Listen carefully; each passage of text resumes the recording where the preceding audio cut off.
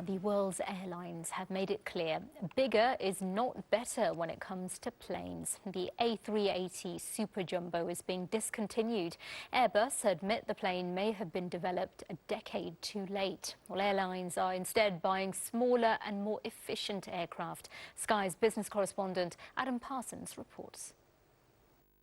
In aviation, big is always interesting. The widest plane ever was made 70 years ago. The jumbo jet's been ferrying us around for decades. And then there's this, the Beluga Transporter, a plane known as the Flying Whale. There's also the Airbus A380, the world's biggest passenger jet. Up to 800 people can get aboard, but now this plane is facing a hazy future.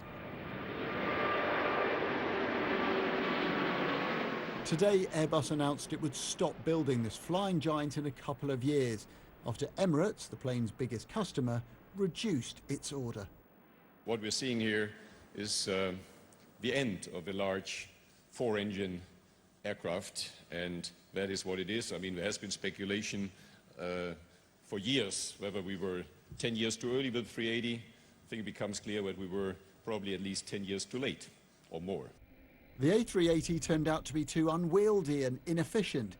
So have we fallen out of love with big planes? Who better to ask than a man who used to fly jumbo jets around the world? I strongly suspect that there will be larger aircraft made again in the future, but right now it doesn't pay to do so. The technology isn't there for these big four-engined aircraft. There's definitely large and medium-sized twin-engined aircraft able to do long sea crossings, and they are far more efficient and therefore more economically viable.